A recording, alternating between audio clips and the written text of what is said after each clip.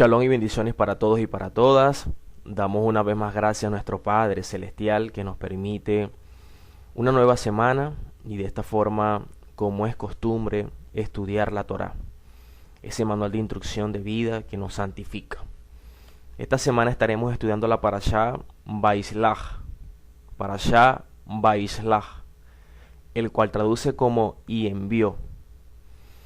Y con ello he querido traer una reflexión, el cual he titulado Enfrentando aquello por lo cual huimos. Enfrentando aquello por lo cual huimos. Esta porción comienza de la siguiente manera. Vamos a leer Génesis capítulo 32, versículo 13 al 12. Dice la escritura: Y envió Jacob mensajeros delante de sí a Esaú su hermano, a la tierra de Seir, campo de Edom, y les mandó diciendo: Así diréis a mi señor Esaú, así dice tu siervo Jacob, con Labán he morado, y me he detenido hasta ahora, y tengo vacas, asnos, ovejas, y siervos y siervas, y envió a decirlo a mi señor, para hallar gracia en tus ojos.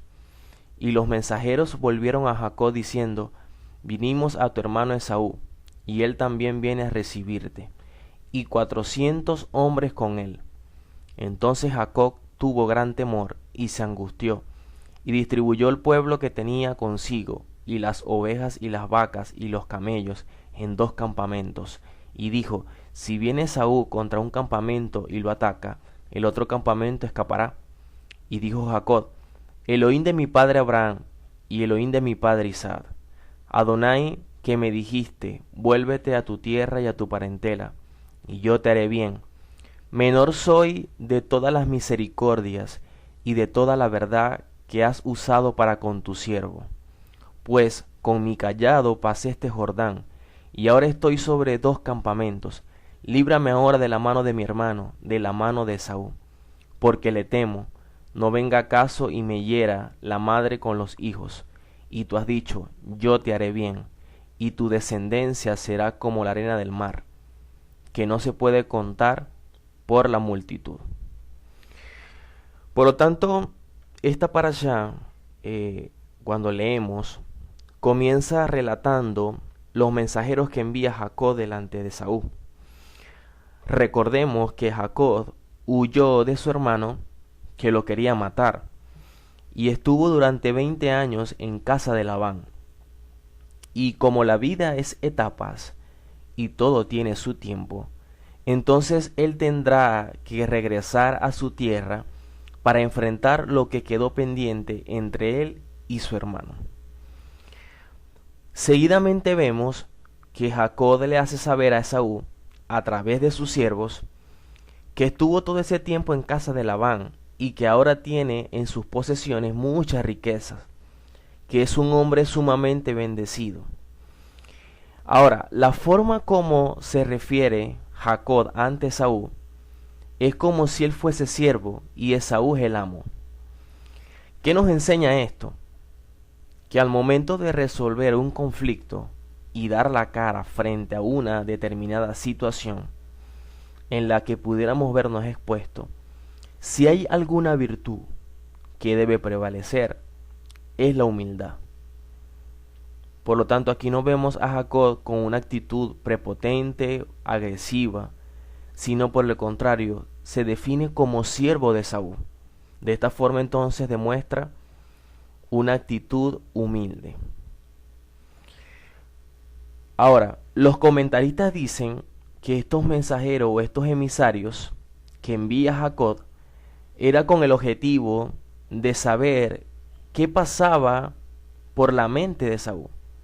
O sea, él quería más o menos tener una idea de cómo probablemente iba a actuar Esaú cuando viera a Jacob.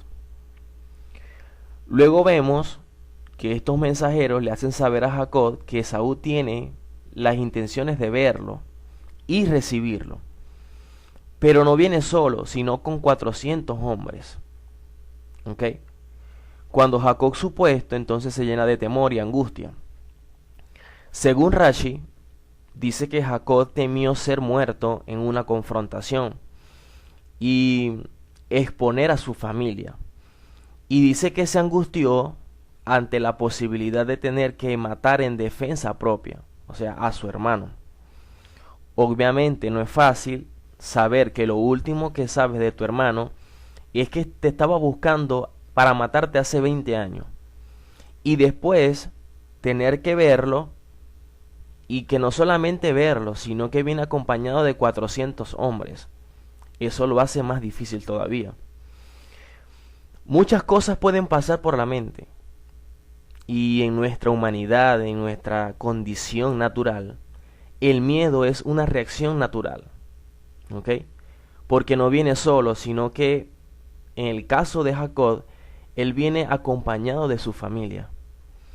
Por lo tanto, para resguardar a su familia, basado en el miedo, entonces los divide en dos campamentos, pensando de una manera sabia, ya que si su hermano ataca un campamento, el otro puede escapar. De esta manera entonces Jacob se prepara para una posible batalla o lucha, en dado caso que su hermano lo atacara. Luego de este incidente vemos que Jacob entonces se pone a orar. Lo primero que hizo fue que entonces se preparó para la batalla, ¿ok? Para la lucha, una posible lucha. Lo segundo que hizo fue que oró al Eterno y le pidió que lo ayudara en aquello que tenía que enfrentar. Lo que llama la atención es que cuando él comienza a orar al Eterno, el comienzo de la oración dice Elohim de mis padres.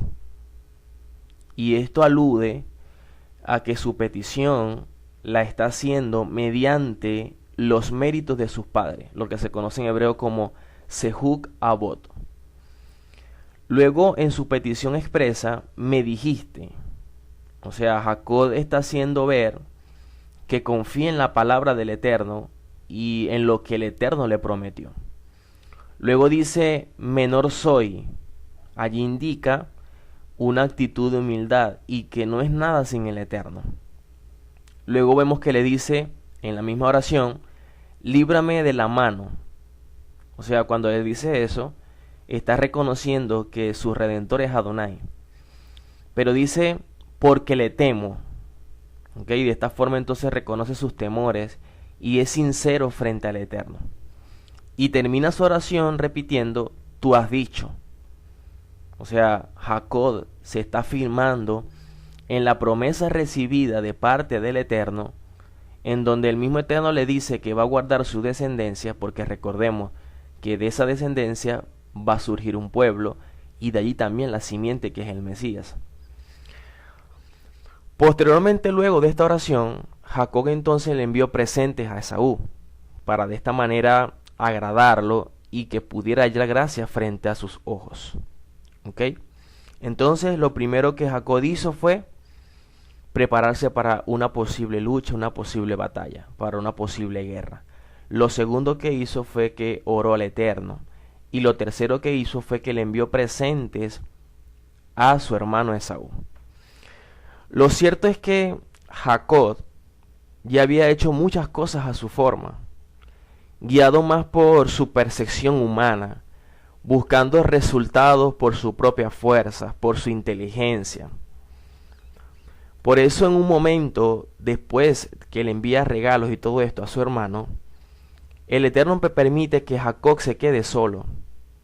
Y a través de un ángel, es como si el Eterno mismo estuviese acorralando a Jacob. De hecho, termina golpeando su muslo, y de esta manera nos dicen los rabinos que lo que quería quebrar el Eterno o terminar de quebrar era la autosuficiencia de Jacob. Pensar más en lo humano y no en lo espiritual.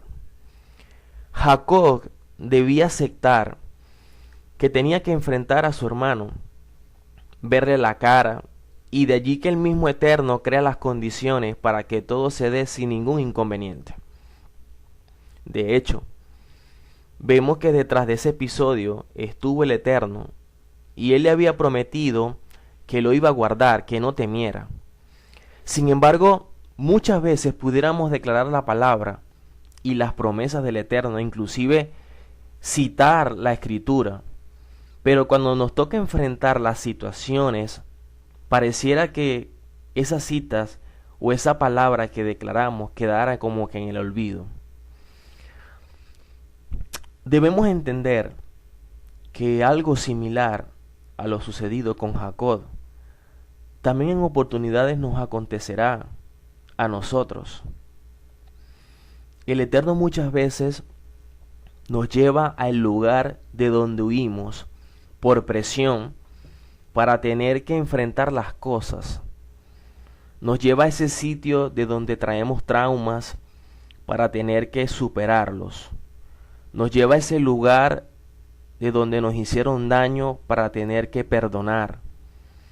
O nos lleva a ese lugar en donde nosotros quizás perjudicamos, dañamos, afectamos, para tener que pedir perdón y resarcir el daño. Por eso muchas veces nos redarguye el Eterno, para que siempre busquemos la paz con todos. Y aunque a veces queramos huir para no enfrentar las cosas, no debemos olvidar que igual a donde vamos, llevaremos con nosotros la mente, la cabeza y el corazón. De allí que el Eterno desea que nosotros enfrentemos cada situación con madurez, que no dejemos las cosas a medias o en el aire, que no dañemos a las personas y que siempre resolvamos los conflictos en busca de la paz, como dice la Escritura. Si queremos shalom, si queremos paz, debemos resolver las cosas, no dejarlas a medias, porque el shalom no viene huyendo al problema, el shalom no viene quizás de pronto dejando a un lado o evadiendo la responsabilidad. De hecho, Romanos 12, 17 al 18 dice: no paguéis a nadie mal por mal, procurad lo bueno delante de todos los hombres. Si es posible, en cuanto dependa de vosotros, estad en paz con todos los hombres.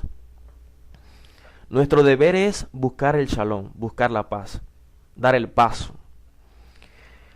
Aunque habrán situaciones que muchas veces se nos van a escapar de las manos, ¿ok? Y pudiéramos ver la negación de la otra parte, pero nuestro deber es hacer lo que el Eterno nos ordena. Y habrán situaciones muchas veces que quizás ya a usted se le haya olvidado, pero al Eterno no se le olvida nada. Y tarde o temprano nos exige que llevemos una hoja en blanco, sin tachaduras ni enmiendas. Por lo tanto, somos cartas abiertas al mundo y nuestra vida debe ser un reflejo del Padre a quien servimos. Por eso el Eterno siempre trata con las personas, trata con nosotros.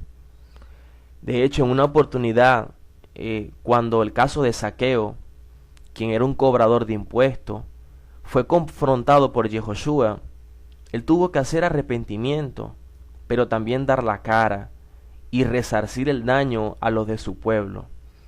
El mismo Pablo, antes de ser llamado por el Mesías, persiguió e hizo mucho daño a los judíos creyentes en Yehoshua como el Mesías. Luego de su llamado, tuvo que también dar la cara al pueblo que previamente perseguía y encarcelaba, para ahora pasar de ser perseguidor a ser perseguido. Y como enseñan en nuestro pueblo, el principio es midá kenedé midá, medida por medida. En la Escritura también vemos un caso, que es el caso de Onésimo. Onésimo era un compañero de Pablo en la prisión, y el cual el Pablo, estando allí, lo formó como un hijo. Está en la cárcel debido a que era un esclavo fugitivo, quien previamente servía en la casa de Filemón, y se dice que Onésimo se aprovechó de la confianza que le brindó Filemón para robarle. Sin embargo, luego Pablo nuevamente envía a Filemón a casa de Onésimo y le solicita a Filemón, y de allí su carta, que lo reciba y si algo le debe Onésimo, que lo apunte en la cuenta de Pablo. ¿Qué vemos aquí? Que ahora a Filemón le toca recibir a aquel a quien le robó pero ahora con más proceso y formación. Pero en el caso de Onésimo, vuelve a la casa de donde salió huyendo en mejor condición para revertir el daño. Así pues, si en otro tiempo hicimos ciertas cosas, en algún momento de la vida el Eterno nos permite hacer las paces, perdonar, ser perdonado, resarcir el daño y buscar la paz. Debemos entender que eso que de alguna manera huimos, a pesar que nos cueste, cuando verdaderamente lo enfrentemos sin temores, va a surgir una paz como nunca y vamos a experimentar una libertad genuina, de verdad impresionante. No solamente eso, que haciéndolo nos vamos a sentir bien con nosotros mismos, con el Eterno y con los demás. Así que la reflexión de esta semana es precisamente para que no huyamos a los problemas, que afrontemos con valentía los problemas y de verdad, si en tal caso huimos, así como huyó en un momento Jacob y tuvo que 20 años después regresar para enfrentarle y darle la cara a su hermano, si nosotros realmente huimos, es cuestión de tiempo para que el mismo Eterno nos haga regresar a ese lugar donde tenemos que enfrentar aquello de lo cual una vez huimos. Así que Jacob huyó de su hermano durante 20 años.